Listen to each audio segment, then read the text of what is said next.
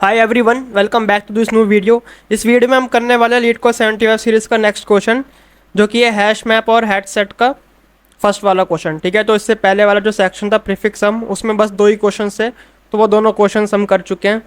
और अब हम स्टार्ट करने वाले हैं हैश मैप और हैश सेट वाला सेक्शन। ठीक है, तो पहला क्वेश्चन इसमें जो है वो है 2215 find the difference of two arrays. तो उस क्वेश्चन को मैंने यहाँ पर ओपन करके रखा हुआ है। और ये वाला क्वेश्चन जो है ना, ये काफ़ी ज़्यादा ईजी है।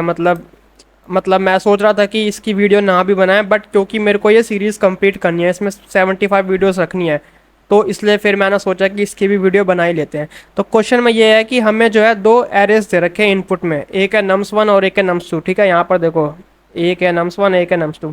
ठीक है, और इन दोनों एलिमेंट्स में कुछ कुछ एलिमेंट्स है। तो मुझे क्या करना है, मेरे को एक आंसर वेक्टर रिटर्न करना है। ठीक है, जिसके अंदर दो एरेज होंगे। ठीक है, और यहाँ पे क्या है कि पहली वाली जो एरे होगी उसमें मुझे वो सारे एलिमेंट्स डालने हैं जो कि nums1 में आ रहे हों बट nums2 में ना आ रहे हों। ठीक है, देखो यहाँ पे लिखा है distinct integers in nums1 which are not present in nums2। Similarly जो आंसर ऑफ 1 होगा उसमें मुझे वो सारे एलिमेंट्स डालने हैं जो कि nums2 में आ रहे हों बट nums1 में ना आ रहे हों। ठीक है, मतलब सॉरी, nums1 में जो प्रेजेंट हो बट nums2 में प्रेजेंट ना हो। ठीक है, जैसे यहाँ पर देखो, यहाँ पर जो nums1 में मेरे पास 1 2 3 है और nums2 में 2 4 6 है। ठीक है, तो अब यहाँ पर देखो, इसमें अगर मैं 1 देखूँ तो 1 मेरा सिर्फ nums1 में आ रहा है, nums2 में नहीं आ रहा, तो यानी कि यहाँ पर मेरा आ गया 1। ठीक है, दूसरी बात कि यहाँ पर मेरा 2 आ रहा, तो देखो 2 तो मेरा दोनों में आ रहा है, nums1 में भी आ रहा है nums2 में भी आ रहा है, तो 2 को मैं इंक्लूड नहीं करूँगा। उसके बाद 3 मेरा सिर्फ nums1 में आ रहा है, nums2 में नहीं आ रहा, तो यहाँ पर 3 आ गया। सिमिलरली मेरे को चेक करना है nums2 के लिए। nums2 में अगर मैं देखूँ 2, तो भाई 2 तो यहाँ पर भी आ रहा है, तो ये तो आएगा नहीं। अगर मैं 4 देखूँ तो 4 मेरा यहाँ पर नहीं आ रहा, तो 4 इंक्लूड हो गया यहाँ पर। ठीक है, आंसर ऑफ 1 जो होगा उसमें इंक्लूड करना है मेरे को। सिमिलरली 6 मेरा nums1 में नहीं आ रहा, तो यहाँ पर भी इंक्लूड हो गया ये। ठीक है, अब यहाँ पर अगर मैं देखूँ तो यहाँ पर अगर मैं 1 देखूँ तो 1 तो मेरा nums2 में भी आ रहा है, तो 1 को तो मैं इंक्लूड करूँगा नहीं। फिर मैं 2 को देखूँ तो 2 भी मेरा इधर आ रहा है, तो 2 को भी मैं इंक्लूड नहीं करूँगा। 3 अगर मैं देखूँ तो 3 nums2 में नहीं आ रहा, तो यानी कि मैं 3 को इंक्लूड करूँगा अपने आंसर ऑफ 0 वाला जो वेक्टर है उसमें। तो देखो यहाँ पर आ गया 3। अब अगर मैं nums2 की बात करूँ तो nums2 के सारे एलिमेंट्स nums1 में, तो ऐसा कोई एलिमेंट है ही नहीं जो कि सिर्फ nums2 में आ रहा हो, तो यानी कि यहाँ पे मैं एक एम्प्टी वेक्टर पुश कर दूंगा। ठीक है, तो ये काफ़ी इजी है कि हम क्या कर सकते हैं यार, कि पहली अप्रोच क्या होगी कि nums2 वाला जो एरे मेरे को दे रखा है उसमें एक एक एलिमेंट पर मैं जाऊँ एक फॉर लूप का यूज़ करके, और जो मेरे को एलिमेंट मिल रहा है फिर उस एलिमेंट को मैं चेक करूँगा इस nums2 में। ठीक है, तो इसकी जो टाइम कॉम्प्लेक्सिटी जो आएगी वो आएगी O ऑफ n स्क्वायर में। ठीक है, या आप ऐसे बोल सकते हैं कि O of n into M, where n is the number of element in nums1 and m is the number of elements in m2। ठीक है, तो m इंटू एन इसकी टाइम कॉम्प्लेक्सिटी आएगी, बट मेरे को इसको करना है, देखो यहाँ पे कांस्टेंट कम है तो मैं ऐसे कर सकता हूँ, बट क्योंकि मैं यहाँ पर हैश मैप हैश सेट का यूज़ कर रहा हूँ तो ये O ऑफ n में भी हो सकता है। ठीक है, तो इसको हम O ऑफ n में कैसे कर सकते हैं कि जैसे मैं अगर दो सेट बना लूँ। ठीक है, एक सेट में मैं nums1 के सारे एलिमेंट डाल दूँ और दूसरे सेट में मैं nums2 के सारे एलिमेंट डाल दूँ। ठीक है, अब सेट ही मैं क्यों बना रहा हूँ, क्योंकि यहाँ पर मेरे पास डुप्लीकेट एलिमेंट्स भी हैं, देखो 1 1 2 2। ठीक है, तो वो सिर्फ एक ही बार इंक्लूड हो जाएंगे सेट में।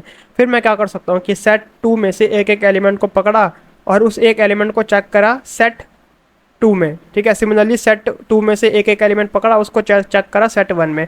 ठीक है, तो ये जो मैं चेक कर रहा हूँ ये मैं log ऑफ n में कर सकता हूँ। ठीक है, मेरे को n स्क्वायर में जाने की ज़रूरत नहीं है, मैं log ऑफ n में ये चीज़ चेक कर सकता हूँ, और जैसे जैसे मेरे को एलिमेंट्स मिलते जाएंगे अपना जो आंसर वाला वेक्टर मैंने बनाया होगा उसमें मैं पुश करते जाऊँगा। ठीक है, तो काफ़ी सिंपल क्वेश्चन है ये।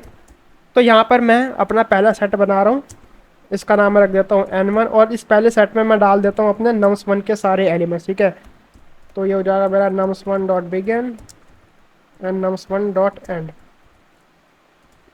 ठीक है, सिमिलरली मैं यहाँ पर सेट 2 के लिए बना लेता हूँ, ये हो जाएगा मेरा nums2 एंड s2। ठीक है, अब मेरे को क्या करना है, यहाँ पर मेरे को दो चीज़ें चाहिए होंगी, एक तो अलग से वेक्टर की, एक में ये वाला होगा तब ये वाला जो एलिमेंट्स है, और एक में ये वाले एलिमेंट्स है, और एक ये पूरा वाला जो वेक्टर होगा जो कि 2D वेक्टर है। ठीक है, मैं क्या बोल रहा हूँ कि एक तो मेरे को चाहिए अपना आंसर वाला जो कि 2D वेक्टर है, और एक मेरे को चाहिए अपना आंसर 1, और एक मेरे को चाहिए अपना आंसर 2। ठीक है। आंसर वन में कौन से एलिमेंट जाएंगे? आंसर वन में वो एलिमेंट जाएंगे जो कि सिर्फ और सिर्फ नम्स वन में प्रेजेंट है, नम्स टू में प्रेजेंट नहीं है। सिमिलरली आंसर टू में वो सारे एलिमेंट जाएंगे जो कि सिर्फ नम्स टू में प्रेजेंट है, नम्स वन में प्रेजेंट नहीं है। ठीक है। अब मेरे को क्या करना है, मैंने क्या बताया कि भाई सिंपली एक फॉर लूप लगा दूंगा मैं यहाँ पर, for auto element belongs to, मैं उठा सकता हूँ सेट वन से, और यहाँ पर मैं सेट वन या सेट टू कोई सा भी यूज़ कर सकता हूँ। ठीक है। मैं क्या बोल रहा हूँ कि भाई सेट वन में से एक एक एलिमेंट उठाओ और चेक करो कि अगर वो सेट टू में प्रेजेंट है या नहीं है। तो अगर वो सेट टू में प्रेजेंट नहीं है तो नहीं है, नहीं वाले केस में मेरे को क्या करना है, उस एलिमेंट को आंसर वन में पुश कर दो। ठीक है। तो यानी कि मैं क्या बोल रहा हूँ कि सेट टू डॉट फाइंड, यहाँ पे फाइंड आएगा, फाइंड क्या, ये X equal equal to set two dot end. तो अगर मुझे ये चेक करना है कि फाइंड नहीं है तो मैं इक्वल इक्वल्स का यूज़ करता हूँ। ठीक है। अगर मुझे ये चेक करना होता है कि है तो मैं यहाँ पर नॉट इक्वल्स का यूज़ करता हूँ यहाँ पर। तो अगर ये चीज़ ट्रू हो जाती है तो इसका मतलब क्या है कि भाई आंसर वन में पुश करना है मेरे को। ठीक है। तो आंसर वन में मेरे को पुश करना है ये वाला एलिमेंट। ठीक है। सिमिलरली मैं यहाँ पर कर सकता हूँ अपने इस दूसरे सेट के लिए भी। ठीक है। तो यहाँ पर मैं कर दूंगा एस टू। ठीक है। यहाँ पर मेरे को एस वन में फाइंड करना है और यहाँ पे मेरे को पुश बैक कर देना है अपने आंसर टू में। ठीक है। अब सिंपली लास्ट में क्या करना है मेरे को कि ये जो मैंने आंसर बनाया था, इसको मैं ऐसे रख सकता हूँ कि इसमें मैंने आंसर वन डाल दिया और आंसर टू डाल दिया। ठीक है। और रिटर्न कर दिया अपना ये आंसर, और इसको कर देते हैं रन। ठीक है। तो ये एक्सेप्टेड हो गया, इसको सबमिट कर देते हैं। और इसकी जो टाइम कॉम्प्लेक्सिटी आएगी वो कितनी आएगी? टाइम कॉम्प्लेक्सिटी इसकी आएगी, अगर मेरे नम्स वन में n एलिमेंट्स है और नम्स टू में m एलिमेंट्स है, ठीक है, तो O of n plus m इसकी टाइम कॉम्प्लेक्सिटी आ जाएगी। और सिमिलरली स्पेस कॉम्प्लेक्सिटी भी इसकी उतनी ही आएगी। ठीक है। यहाँ पर अगर मैं देखूँ तो ये आ जाएगा मेरा n। ठीक है। मतलब O ऑफ n, यहाँ पे आ जाएगा मेरा m। ठीक है। इस वाले लूप के लिए आ जाएगा O ऑफ n, इस वाले के लिए आ जाएगा O ऑफ m।